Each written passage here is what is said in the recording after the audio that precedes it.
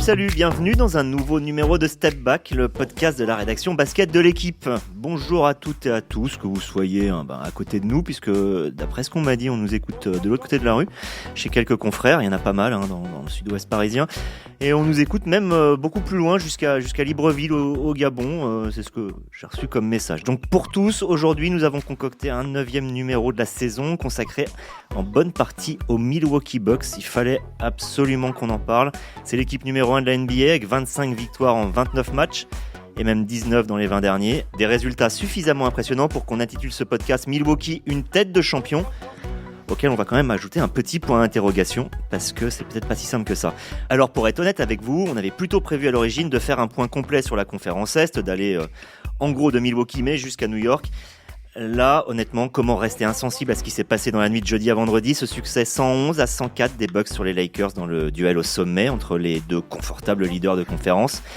Et pas un demi-succès, Milwaukee a été devant pendant plus des 3 quarts du match, comptait pas moins de 19 points d'avance à la mi-temps. Alors il y aurait beaucoup à redire sur cette rencontre, on va d'ailleurs en reparler, notamment sur le jeu un peu à l'envers des Lakers, qu'on n'avait pas trop vu comme ça jusque-là, mais vraiment ce résultat nous a donné envie d'en savoir plus sur les Bucks. C'est pour ça qu'on y consacrera toute la première partie de ce podcast à explorer ce qui fait la saveur et la force des Bucks aujourd'hui.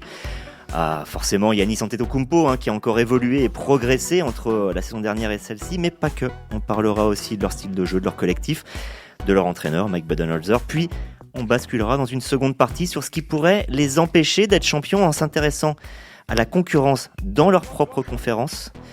On se demandera qui, au cas où, pourrait faire tomber les Bucks. Parce que derrière, c'est très serré avec 5 équipes qui se tiennent en 2 victoires, qui s'échangent des positions régulièrement. Boston, Miami, Toronto, Philadelphie, Indiana. Alors, est-ce que l'une de ces 5-là, peut-être une autre, même si on a du mal à y croire, pourrait gêner Milwaukee et empêcher d'aller en finale? On va parler de tout ça, et pour ça, je suis accompagné par une équipe inédite. Vous les connaissez chacun d'entre eux individuellement, mais je crois pas qu'on avait confectionné ce casting-là jusqu'ici. Autour de la table seront donc présents Liliane Trévisan. Bonjour Liliane. Bonjour à tous et à toutes, et bienvenue. Amaury Perdriau. Bonjour Amaury. Bonjour tout le monde. Et Alessandro Pizzus. Bonjour Sandro. Salut à tous. C'est parti pour ce 9e numéro de Step Back. Début du game. Alors on va tout de suite revenir sur le match entre les Bucks et les Lakers qui a eu lieu dans la nuit de jeudi à vendredi. Amaury, je crois que tu l'as visionné attentivement. Qu'est-ce qu'on peut en dire? C'est un match assez atypique dans le sens où on a eu un premier quart-temps qui était à l'opposé de ce qu'on a pu voir pour les Lakers depuis le début de la saison. Un jeu assez stéréotypé. Grosse défense de Milwaukee, grosse maladresse globale aussi. Et au final... Moi, de l'impression que j'ai eue, en tout cas sur ce match, c'est que les deux équipes ont essayé de faire la même chose. Il y en a une qui a eu la réussite et une bonne intelligence de jeu, c'est Milwaukee.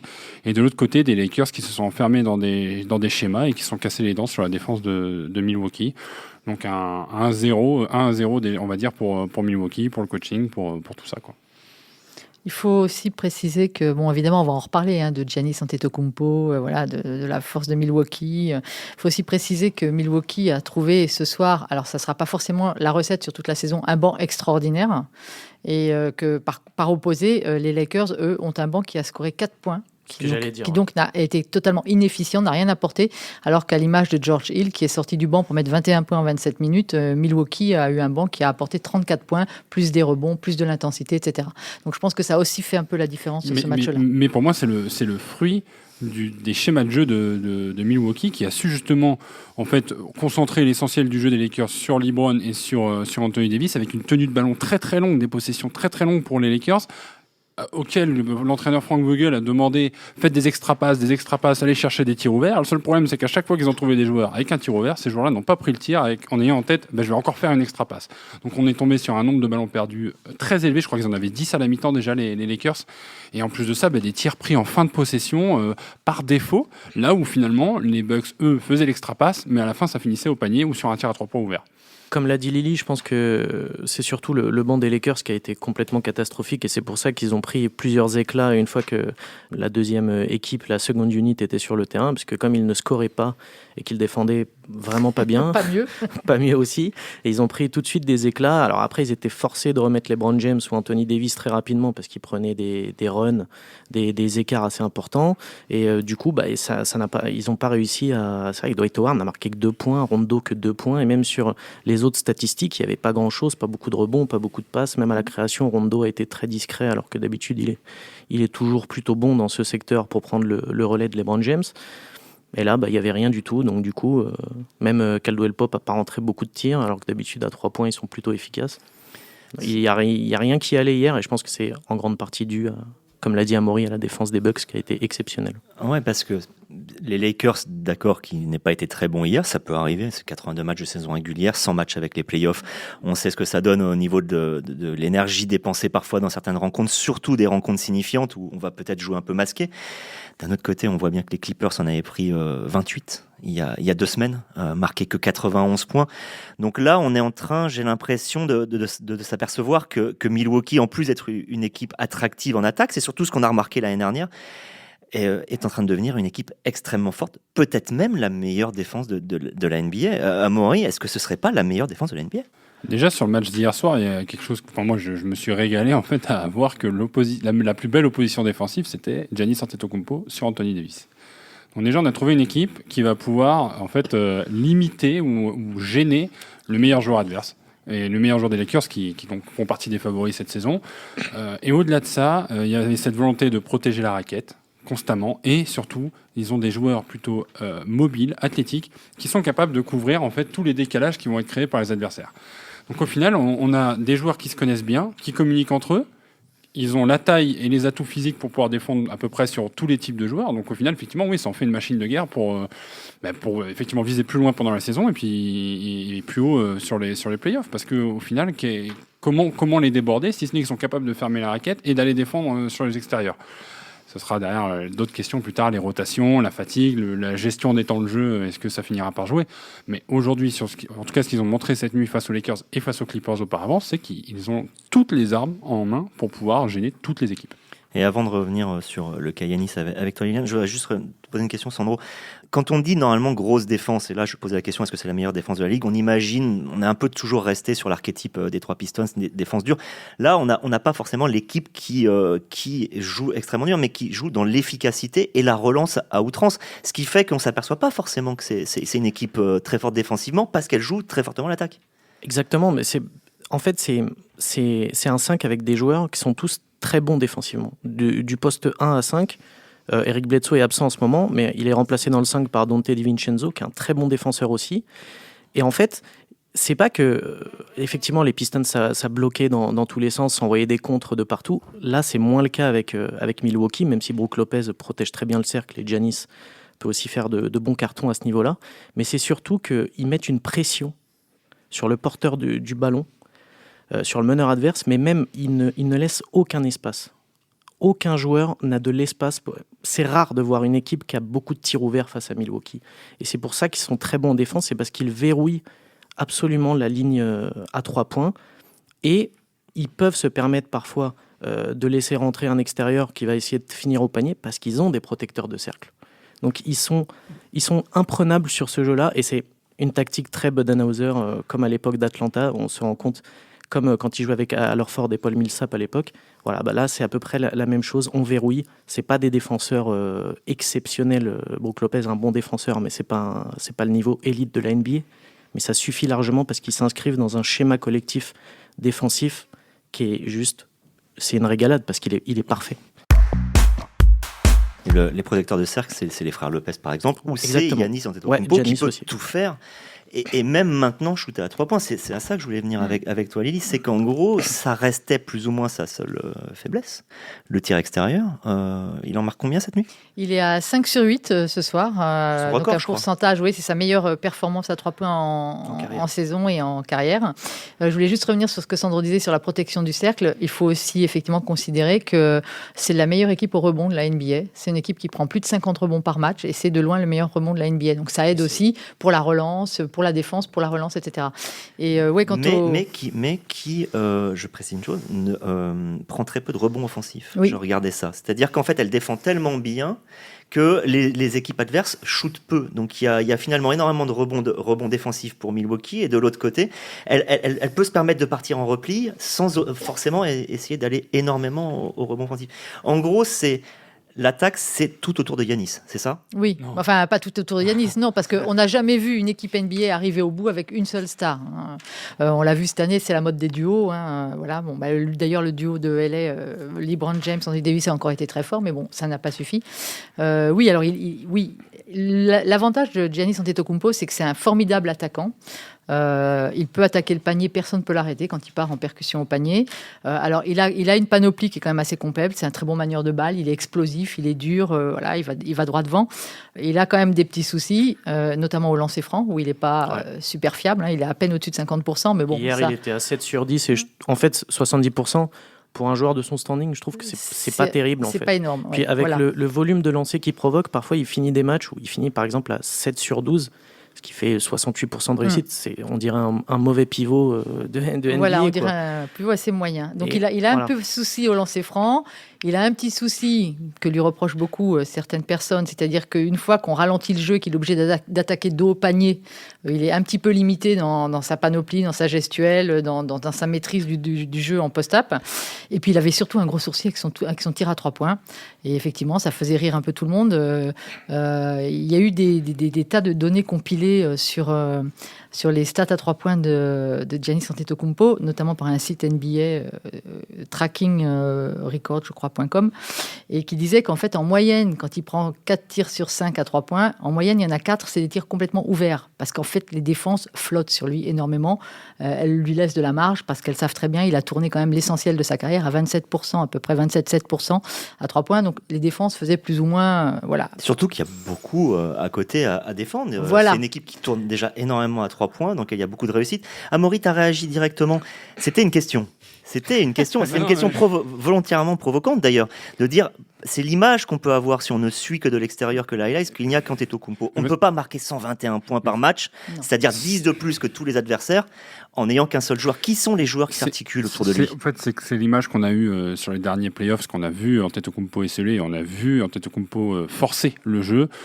Sur les 3 points, et il en a parlé lui-même cette nuit, il garantit pas qu'il sera à 5 sur 8 à tous les matchs. Et il a dit je vais en rater d'autres. Et pour avoir vu le match, sur ceux qui ratent, il y a des sous-marins, ça touche même pas le filet. Donc c'est plat, on va dire. Il y aura des soirs où ça rentrera pas, et de toute façon, c'est pas ce qu'on lui demande. Mais effectivement, je trouve que le gros changement à Milwaukee cette saison. Si, c'est ce que Budenholzer lui demande un peu. Oui, mais il faut qu'il rentre des tirs. Il sera pas à 50% s'il est à 33, 34%. Là, en ce moment, il est à 33%. On va dire que c'est un bonus. Voilà, c'est un bonus. S'il les met, ça aidera son équipe quoi qu'il arrive.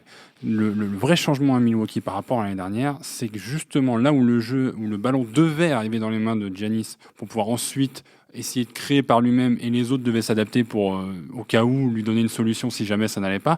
Là, le ballon passe par Giannis, mais il n'y reste pas forcément. Donc finalement, il va avoir la balle. S'il a vu qu'il n'y avait pas de solution, et ça va bouger autour, ça va faire des écrans, il va participer à tout ce jeu-là. Et donc au final, il y a une moindre dépendance. Bien sûr qu'il y a une dépendance à Antetokounmpo, mais elle est moins forte. Et pourtant, quand on regarde les statistiques, les Chris Middleton, Eric Bledsoe, George Hill, Brook Lopez, statistiquement, ils n'ont pas forcément énormément évolué d'une saison. Voire ils ont baissé. Mais par contre, il y a la profondeur d'effectif. Tout le monde apporte à un moment donné dans le match. La force de Budenholzer, c'est de cibler les faiblesses adverses. Donc cette nuit, par exemple, les Lakers, c'était sur la mobilité, donc se rapprocher du panier sur des passes EVA tout simples et l'extra passe. Donc il y a comme disait Sandro, il y a une intelligence collective qui s'est ajoutée à l'immense talent d'Antetokounmpo. Lui a l'intelligence de partager un peu plus la balle et d'être moins égoïste et de moins de forcer les choses. Et tous ses coéquipiers et toute son équipe en profitent. Donc au final, voilà, c'est pour ça que moi je réagissais en disant c'est pas uniquement Giannis. Giannis c'est le point de départ, mais c'est plus forcément le point d'arrivée. Je suis d'accord avec ce que dit Amaury, mais ce qu'a dit Xavier, c'est pas faux non plus, parce que quand tu as un MVP dans ton équipe, forcément, le jeu tourne quand même autour de lui un petit peu. Mais effectivement, il a ce qui fait que les Bucks sont très très bons, c'est que autour, ça joue magnifiquement bien. Chacun connaît son rôle. Wesley Matthews, qui était, on le pensait quand même pas loin de la retraite, un peu fini. il fait une super saison, il sait qu'il est dans un registre de shooter, de free and D. C'est exactement ce qu'il fait. C'est lui qui a remplacé Malcolm Brogdon, qui était une grosse Exactement. perte en plus. Et ça, c'était une très grosse perte. Et d'ailleurs, je me souviens quand on a fait la preview de la saison, le podcast de la preview de saison, on disait les Bucks sont moins bons, ils ont perdu Brogdon, c'est une énorme perte, ça va être compliqué à gérer. Et au final, non, pas du tout. Ils arrivent à je dirais pas à se réinventer, mais c'est juste qu'en fait, ils trouvent des solutions alternatives avec d'autres joueurs qui s'inscrivent extrêmement bien dans un collectif qui est très bien léché par Budenholzer. On a un banc qui est passé de la 28e place en termes de production chiffrée, en termes de stats l'année dernière, au 7e rang cette année, en marquant 10 points de plus avec finalement pas des joueurs en plus. Quand on remplace Nikola Mirotic par Robin Lopez, normalement on est censé être un peu moins fort en attaque, là c'est exactement l'inverse. Mais, et ça a été exprimé par Sandro, et c'est plutôt plus ou moins un débat qui se crée, ça il va falloir le retranscrire un jour en play-off. Et là, pour l'instant, on ne sait pas encore si Milwaukee peut résister. Moi, ce que j'ai remarqué, c'est que pour l'instant, dans les prévisions des grands médias américains, Milwaukee reste encore derrière les deux équipes de LA. Dans les sondages de ESPN qu'ils ont fait la semaine dernière par rapport à leurs spécialistes, ils les mettent encore moins de chances de titrer que les Lakers ou les Clippers. 538 après le match de cette nuit les met encore derrière les Clippers. Ils ont encore quelque chose à prouver, on a quand même l'impression. Liliane, c'est ça, non ? Non, mais moi, ce qui m'amuse, c'est qu'il y a aussi un préjugé favorable parce que c'est LA. Voilà, c'est LA, c'est les deux équipes de Los Angeles, c'est prestigieux, c'est un énorme marché, c'est glamour, c'est Hollywood, voilà, il y a du business, il y a des stars et tout. C'est Donc, difficile forcément, de Milwaukee à côté, ça pèse beaucoup moins à ce niveau-là. En fait, je pense aussi que c'est comme tu l'as dit au début du podcast, c'est aussi cette histoire de duo. Parce qu'on se dit qu'en play-off, LeBron James plus Anthony Davis ou Paul George plus Kawhi Leonard, ça va, il risque de... D'autant plus que Leonard avait bien arrêté Antetokounmpo l'année dernière. Exactement. Avec Toronto, ça avait été le seul à pouvoir vraiment le faire déjouer. Et il n'y a rien qui dit qu'il pourra pas y arriver à nouveau cette saison. Donc, si jamais, mais là pour le coup, on le saura que s'il se retrouve en finale. Mais moi, je pense qu'on reste sur le préjugé de la dernière série de playoffs l'année dernière. Donc élimination face à Toronto. Et puis surtout, en fait, il y a une chose que les Bucks pour l'instant se refusent à faire, et c'est un peu la même chose du côté de Los Angeles, c'est le load management, c'est gérer les minutes des uns et des autres. En tout cas, pas au point. Giannis s'est pas mis au repos, mais il y a quand même des matchs où il joue 25 minutes et il arrive à poster quasiment un triple. C'est l'avantage de mener de 20 points dans beaucoup de matchs. Voilà. En fait, il joue là où Kawhi Leonard ne joue pas et va jouer peut-être 10, 15, 20 matchs de moins et qui finiront peut-être par peser quand l'intensité va monter. Franchement, Amaury, je pense pas. Parce que Leonard sera en manque de rythme. Bon. pour les Bucks, je m'inquiète pas trop à ce niveau-là, parce qu'au final, Giannis joue tous les matchs. C'est juste que quand franchement, tu mènes de 30 points, tu vas pas prendre le risque d'une blessure stupide alors que tu es à plus 35. Il le fait sortir, il est déjà à 25 points, 8 rebonds, 7 passes. Il n'y a plus besoin. Et d'ailleurs, je trouve que c'est pas si idiot de faire ça, parce qu'il donne aussi du crédit et de la confiance à son banc, parce qu'il met des joueurs qui souvent jouent 10 minutes. Bah là, ils peuvent jouer 20 minutes, ils peuvent faire des perfs. Et ça va être très important en play-off, parce que c'est souvent le banc qui arrive à faire des différences dans ce genre de série de play-off. Et l'année dernière, c'était pas le cas, justement. Le banc n'avait pas été bon du côté de Milwaukee. Compte tenu de l'avance qu'ils ont à l'Est, compte tenu finalement du talent qu'on leur prête, moi je pense que ce serait pas inintelligent que de temps en temps dire là on a un back-to-back, tu joues tout simplement pas, repose-toi, parce que la blessure ça arrive à n'importe quel moment, à n'importe qui. Je rappelle qu'il y a un an jour pour jour on se disait LeBron avec les Lakers ça va marcher sur la NBA, paf, blessure le jour de Noël et derrière les Lakers ça plonge. Si jamais le fait de pas l'avoir managé, il y a une blessure, et je vais juste d'ordre musculaire, parce que l'accident en match ça peut arriver, mais une blessure d'ordre musculaire qui est liée à la fatigue générale, ils pourront que s'en vouloir. Ça s'entend, mais je crois que tu sais ce que dit Giannis à chaque fois qu'on lui pose la question. Il dit qu'il veut pas entendre parler de cette histoire de load management, que lui il veut jouer. Bah oui, donc c'est pas forcément lui qui décidera. C'est pas forcément lui qui décidera, mais Budenholzer, c'est pas son genre. Voilà, c'est pas non plus son genre, et je pense que si sa superstar, son franchise player lui dit j'ai envie de jouer, bah je pense que ils vont avoir un petit débat entre eux. Ça, on pourra jamais savoir ce qu'ils vont se dire. Mais si Giannis insiste, je pense qu'il jouera. Tout simplement. Et il a envie de jouer de toute façon. Mais c'est quand même marrant maintenant cette histoire de load management qui se posait pas il y a 15 ans ou 10 ans. Enfin, je veux dire, les mecs voulaient juste jouer, les Jordan, tout ça. Jamais tu les aurais mis sur le banc en disant bah, écoute, t'es un peu fatigué, mon chéri, on joue un back-to-back, tu vas pas jouer pendant un match, ça va te faire du bien. Oui, mais c'était impensable à cette époque-là. Certes, mais à partir du moment où une personne l'a fait, tout le monde est obligé d'y penser, parce que d'une certaine manière, celui qui l'aura fait sera avantagé par celui qui le fait pas. C'est ce qu'on est en train de dire, plus ou moins. Celui qui l'a plus fait, celui qui a gagné le dernier titre. Voilà, donc, ça donne du crédit à Toronto qui l'a fait et qui a réussi à remporter le titre. Donc certains s'en inspirent un petit peu. Toronto, justement, ça m'intéresse. L'année dernière, ils ont battu Milwaukee. Amaury, tu as parlé de l'avance, confortable. Ils ont le deuxième, pour l'instant, à l'Est, c'est Boston, 18-7, c'est-à-dire 7 victoires de moins que Milwaukee. Malgré tout, on est obligé de se poser la question, est-ce que Philadelphie est déjà en finale ? C'est-à-dire, est-ce que vous voyez, et ça c'est une question ouverte à voilà, une des trois. Amaury, vas-y, pour toi, Philadelphie est l'équipe qui peut embrasser, même si on est un peu déçu, faut être honnête pour l'instant. Après, personnellement, je trouve que c'est encore un peu tôt pour répondre à cette question. En fait, j'attends de voir ce que Boston va être capable de proposer là sur les 20 prochains matchs, parce que ça a tourné au ralenti depuis le début de la saison, il y a eu quelques blessures, donc quelques réserves sur Boston. Philadelphie, je pense que on les voit peut-être pas aussi haut que ce qu'on devrait, et je m'en explique dans le sens où l'année dernière ça a été un déchirement pour eux ce qui s'est passé en play-off. Je pense qu'ils se sont vus trop beaux, et je pense qu'ils sont capables d'apprendre de cette situation, notamment parce que Brett Brown est un coach intelligent, et donc je pense que ça les arrange de pas trop se montrer tout de suite. Il y a une équipe qui brille tout en haut. Au final, ce qui est important, c'est d'arriver en forme, prêt, d'avoir fait les ajustements qu'il faut là jusqu'au mois de février pour les playoffs. Après, un mec comme Joel Embiid, c'est le pendant d'Antetokounmpo dans le secteur intérieur, donc il va faire ce qu'il veut, comme il veut, au moment où il le voudra. Et je pense qu'il est entouré de plutôt bons joueurs, en tout cas dans le 5 de départ. C'est aujourd'hui, sur le papier, effectivement, l'équipe la plus dangereuse et celle qui présentera la meilleure rivalité face à Milwaukee. Tu les sens capables en 7 matchs de les battre ? Enfin, au meilleur des 7 matchs. Je sais bien que c'est compliqué, mais... Si leur niveau de jeu est plus régulier, c'est jouable. C'est jouable, mais en ce moment, franchement... C'est-à-dire une raquette avec Embiid et Horford pour limiter les attaques du cercle de Giannis Antetokounmpo. Et surtout, qui pourrait arrêter Ben Simmons ?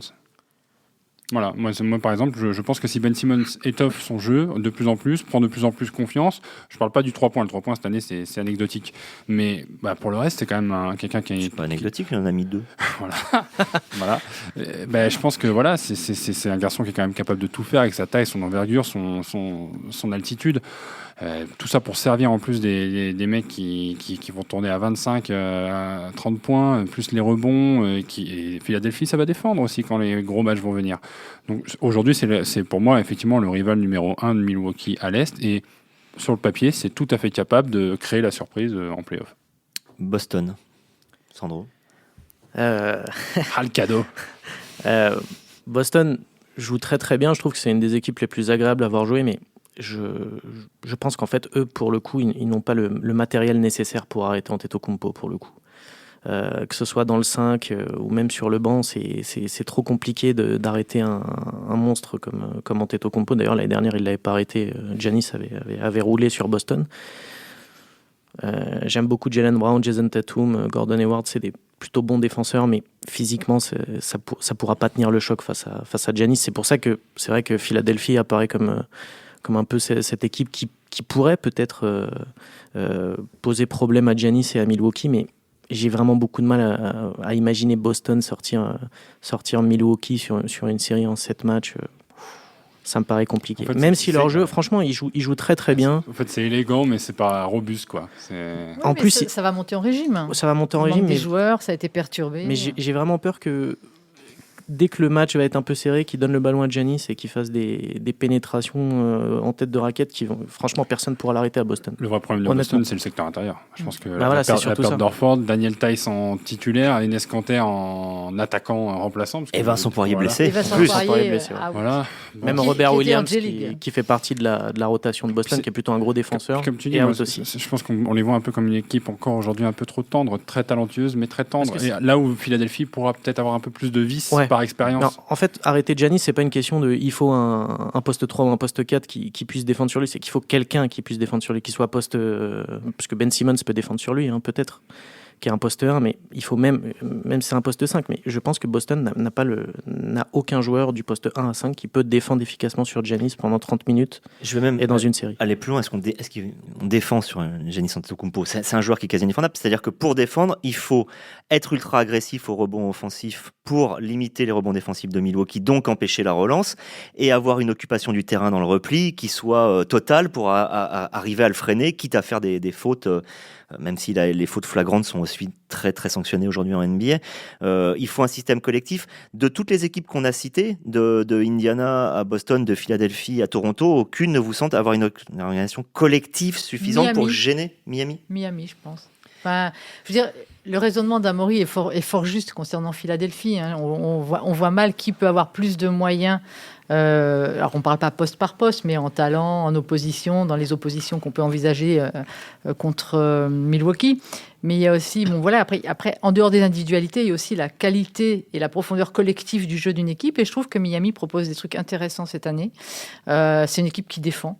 C'est une équipe qui défend, et on sait tous qu'en play-off... C'est pas pour rien qu'ils ont mis fin à l'invincibilité à domicile de Philadelphie, en défendant très fort. C'est une équipe, de la zone, d'ailleurs. C'est une équipe qui défend fort, c'est une équipe qui joue, moi je trouve qu'il joue pas mal collectivement, qui a vraiment... Il n'y a pas vraiment de gros duos, de grosses stars. Y a pas, le jeu n'est pas... entièrement orienté sur tel ou tel joueur, ça se partage bien, et ça se partage bien défensivement aussi, où il y a beaucoup d'aide. Enfin, je trouve que ça défend bien, moi. C'est une équipe qui lâche rien, c'est une équipe qui lâche rien chez elle, en plus. C'est la seule équipe de NBA avec Philadelphie et Boston qui n'a perdu qu'un match jusqu'à présent à la maison. Ils sont à 11-1 chez eux. Et les Clippers, je crois. Non, les Clippers ont perdu 2 matchs, je crois. Tout à fait. Okay. Ouais. Je pense que sur ces vertus-là... alors après, est-ce qu'en 7 matchs... voilà, exactement. Est-ce qu'en 7 matchs, ça ne va pas finir par se voir que ça manque un peu de talent, justement voilà, mais ils ont, je pense qu'ils ont une opposition à présenter qui est intéressante. Mais parce que pour moi, ils proposent un jeu qui est différent de ce que propose Milwaukee ou Philadelphie, là où ça va être un affrontement à potentiel égal et à style de jeu quasiment égal.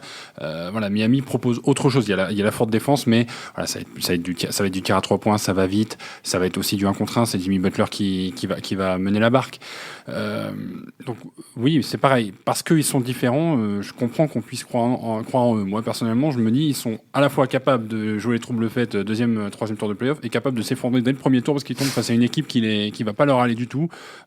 Et donc faut attendre de voir un petit peu. Alors que Milwaukee n'a pas ce danger-là. En fait, on a l'impression, je reste avec toi, Amaury, on sait que Budenholzer, c'est l'école Popovich. Donc en gros, il y a la rigueur à la Popovich, il y a la volonté du collectif, il y a le primat défensif. Mais en même temps, avec un entraîneur qui n'est pas Popovich et qui a digéré finalement la NBA d'aujourd'hui, le 3 points, la vitesse. Et que là-dessus, finalement, ils ont un fond de jeu qui leur permettra de gagner au moins 70% de matchs. Donc, la dernière chose qu'il leur reste à faire cette année, c'est avoir un meilleur bilan que le premier de l'Ouest pour avoir l'avantage du terrain en finale. On a l'impression que c'est ça le seul défi désormais de Milwaukee. Oui, il y a forcément une part de vérité dans ce que tu dis. Moi, je pense qu'effectivement, ça fait partie un peu de l'objectif très long terme, à partir du moment où on va se rendre compte que, effectivement, là, ils sont bien partis pour jouer la première place. Tout ça en espérant échapper aux blessures. Celle de Bledsoe n'est pas anodine. C'est quelques 2 semaines d'absence. Ça représente quand même 5-6 matchs où il va falloir justement trouver d'autres solutions. Ils avaient eu Middleton aussi. Pendant un mois. Middleton a déjà été blessé. Donc une équipe qui n'est pas épargnée par les blessures, c'est une équipe qui, à la fin de la saison, peut éventuellement tirer la langue parce qu'il faut remettre les joueurs en forme. L'avantage de Budenholzer, comme tu le dis, c'est l'école Popovich, c'est aussi le collectif, les uns au service des autres. Hier soir, franchement, on l'a super bien vu sur tous les décalages qui sont créés, la volonté de chercher le open guy, quoi, le mec qui est démarqué. Et c'est comme ça que Georgie termine avec 21 points parce qu'il est dans le corner, qui prend ses responsabilités. Et puis, quand c'est pas lui, c'est un autre. Voilà, quand c'est pas lui, c'est Wes Matthews, et quand c'est pas Wes Matthews, c'est Kyle Korver. Et puis hier, j'ai plus les chiffres, mais il termine avec un super pourcentage à 3 points. Ça, 16 sur 39. 41%, 16 paniers à 3 points dans un match. Ils ont lavé les Lakers parce qu'ils ont eu cette. Mais c'est leur moyenne quasiment. Ils sont à 14. Donc, mais au final, c'est à la fois dangereux. Donc on est impressionné par finalement quelque chose qui est devenu régulier. Voilà, donc comme tu dis, le défi, effectivement, ça peut être dans 10-15 matchs, on va dire, maintenant, première place et finir avec un meilleur bilan que les Lakers, ce qui est possible parce que déjà la question se posera je pense quand on aura passé la mi-saison. Puis ils ont un avantage, ils jouent l'All-Star Game, ils jouent dans une conférence Est qui est une conférence Est qui est un peu plus faible sur le papier, et donc ça joue. Je pense que ça joue, Liliane. Moi je pense qu'ils ont mathématiquement plus de chances de finir avec plus de victoires parce que l'opposition est moins forte. quand le huitième de la conférence Est a un bilan négatif à 12-16. Et bah, le huitième de la conférence Ouest a un bilan négatif à 12-15. Voilà. Non, mais on l'oublie un peu. On oublie un peu que finalement la derrière conférence Ouest est un peu moins forte finalement pour l'instant que ça. Mais c'est vrai qu'on peut imaginer qu'en seconde partie de saison, puisque là il y a des équipes à l'Ouest comme San Antonio ou Portland qui sont mal classées, elles vont être très difficiles à jouer pour les Lakers ou les Clippers, ceux dont seront préservés les Bucks. Donc je propose qu'on termine cette émission. Tu veux dire par que les Knicks et Atlanta ne peuvent pas poser problème Non, mais je pense que les Knicks et Atlanta ont déjà du mal à se battre eux-mêmes. C'est-à-dire que ça fait des non-matchs quand ils s'affrontent. Donc voilà. Et pour finir l'émission, je crois que c'est vraiment un truc très simple. C'est vous demander à chacun, est-ce qu'aujourd'hui, vous voyez les Bucks champions? Je ne dis pas est-ce qu'ils vont l'être, mais est-ce que vous les voyez dans une maturité collective, dans une maturité personnelle suffisante pour être champion devant ce qui sortira de cette conférence Ouest qui quand même dans le haut est assez impressionnante. Sandro, on va commencer par toi. Non.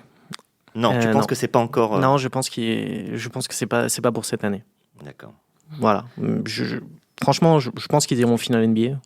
Mais je pense que face aux champions de l'Ouest, tu restes un peu comme les spécialistes américains c'est vrai, qui ont tendance à toujours mettre Clippers, Lakers au-delà de LA. Liliane, toi? En fait, ils ont beaucoup progressé déjà par rapport à la saison dernière. Ils vont encore progresser cette année.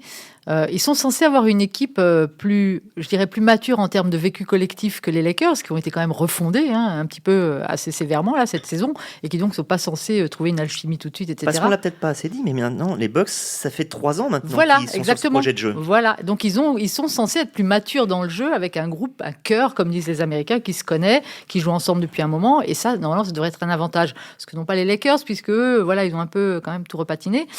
Et malgré tout, c'est vrai qu'on n'arrive pas à dire oui, mais ils vont être champions. Voilà, enfin, j'ai un peu de mal à le dire. Alors que les Bucks l'ont finalement déjà été et jamais les Clippers. On pourrait dire ça comme ça. Donc, tout à fait. Amaury, toi, tu vas bientôt partir à Los Angeles. Alors vas-y, dis que les Bucks vont être champions, histoire de Non, pourrir ton arrivée là-bas. Je voulais faire une fausse réponse dans le sens où je préfère ne pas choisir.